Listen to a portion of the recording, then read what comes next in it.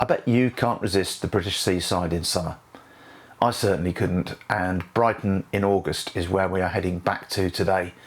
The pier was sparkling, the streets were buzzing with people, the beach was full of life, and it was a great place to wander around with my camera, noticing things, small details, reflections, the things that people might ordinarily pass by, those special fleeting moments. Let's see how I got on. Morning all from Brighton on the south coast. Nice bit of sea behind me and some interesting clouds. It's going to be a day of some sunshine, sunny spells, so we're going to get some good light at some points. Let's see what we come up with today. We've got right back down behind me this way, we've got the main town of Brighton and the pier, the seafront, all of those things, and that's really where we're going to be heading. But let's just take a look out to sea. Loving the look of these clouds. Over to the right, which is west, we've got some sun breaking through, and then round to the left we've got these more stormy looking clouds that brought some thunder yesterday, so could be good. Stick around.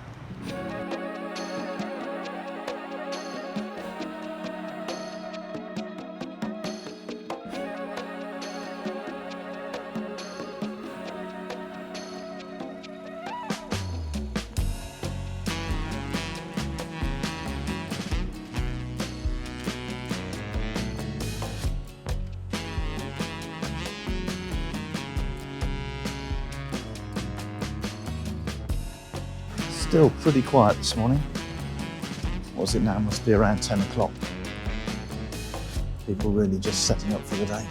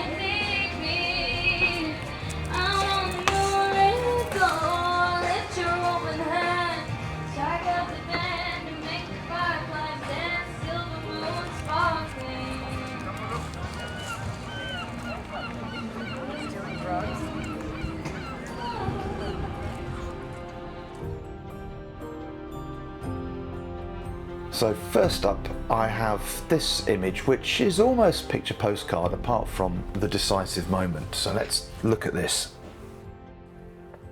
So it's a classic left-right tension here. The ruined west pier on this side, on the one side on the left, and the solid sea wall with the figures on the other. It feels balanced, but it's not symmetrical. The negative space of the sea between them adds, well, it acts almost like a sort of a pause in the sentence, I suppose, and that gap is what gives the wave its stage. The placement of the splash is pretty much exactly where I'd want it, right at the intersection where your eye naturally travels between the human activity and the open water. Diagonal steps and the horizontal layers of the seawall give it some structure and some depth, leading the eye in. But it's the timing that really makes the image work, makes it sing. It's a genuine, decisive moment. The instant the wave hits the wall, creating an almost sculptural form of spray. And the people's casual stances make it even better. They're oblivious, yet they're perfectly placed, giving us that quintessential street tension between stillness and action, permanence and transience. And that echoes with the building of the pier here, which is slowly dissolving into the sea. It's going to be gone, much like this wave is, but in a much longer time scale. There's a soft summer English palette to this. The tones are cool and restrained. It fits the coastal setting. The greens and blues of the water are well separated, and the neutral colour of the wall gives it grounding. The slight haze in the distance, I think, really gives some atmosphere and some depth. So I think it works both as a kind of documentary and a poetic street photograph. The setting's familiar, Brighton, high summer, but the mood isn't loud, it's not touristy, it's contemplative, almost cinematic. There's a stillness, even though there's motion. There's an order in the chaos. And it's this emotional layering with the ruined pier, the transient nature of the wave, that makes it work for me. So overall, it's an image that feels timeless. It's one of those photographs that reveals more the longer you look. The decisive moment isn't just the splash, it's the balance between the elements. Next up is this image taken on the pier of the roller coaster. I think it's called Turbo. It's a very different kind of street photography image. And here we've got a looping roller coaster frame, which works really well to frame the figure in it. It's a natural visual enclosure. It pulls the viewer's eye immediately towards the human element, and the curves contrast nicely with the otherwise pretty clean sky. Their use of that circular form gives the image some rhythm and some movement, even though it's static. And the placement of the worker down here works really well. He's small enough to emphasize scale, but he's central enough to hold attention. And I always like the way that the eye is naturally drawn to a human figure in an image. So there's a good balance between him, that human presence, and the geometric structure of the roller coaster. The colour palette works really well. Pastel sky blue, saturated yellows, and the orange of his high-vis jacket. They all seem to harmonise, but they're also very distinct. The light's crisp, it's summery, it's perfectly fits with a kind of summer vibe, really. Excuse me. It's the presence of the chap in here that makes this really work as a street image rather than just a graphic image or an abstract image. He's carrying out an ordinary action, maybe some maintenance work or an inspection. He's got a clipboard in his hand, but he's doing this in an extraordinary, almost whimsical setting of a roller coaster. So there's a touch of irony there in the human scale in an environment which is really designed for thrill and spectacle. It's quietly humorous, reflective. Technically, it's sharp, exposure was right, the depth of field suits the scene, I think. Everything feels clear without being clinical. So overall, it's crisp, it's colourful, it's graphic, but it's human. So it balances strong form with a subtle story. It's got that sense of found surrealism that often is something I'm looking for in my street work. So final picture from Brighton is this one, which is quite different to the others. It was taken away from the coast, inland in the lanes, the really uber trendy shopping area of Brighton. And it reminds me of a William Eggleston portrait of a young guy, supermarket worker outside in the 50s or 60s. I'll try and find it to show you. A very different image. Composition is rich, it's intricate, yet it's got framing and timing that hold it together. The shop window acts like a natural frame within a frame, something that I'm always looking for in a street photography image. And that interplay of reflection and text and people, inside and outside, give it that classic street puzzle. You know, it's visually engaging and intellectually satisfying, so many different layers. The main figure on the right absorbs in her phone, head down, gives a focal point of stillness and introspection amid all the motion and colour of the street behind her. She's framed between the verticals of the door and the writing on the window here. But it's the layers that are really noticeable about this photo. I always like looking for layers in an image. I'm not very good at it. I'm no Alex Webb, but somehow I've managed some of that here. So 3 planes of reality, really. We've got the inside of the store, we've got the reflections of the street outside, and then we've got the glass surface. All 3 interact. The reflection doesn't overwhelm, instead it contributes to a sense of mystery, and the gold signage it's almost abstract art, really, calligraphic, adds a warm tonal counterpoint, and those gold tones to the colder blues and greens of the background. So there's a lot of visual information in this image. It feels rich, it feels intense, I guess. The warm light coming off the gold light and the cooler tones make a pleasing contrast, as I said. It feels natural, it feels seasonal, late summer, afternoon, filtered light. But it's the story that I really like.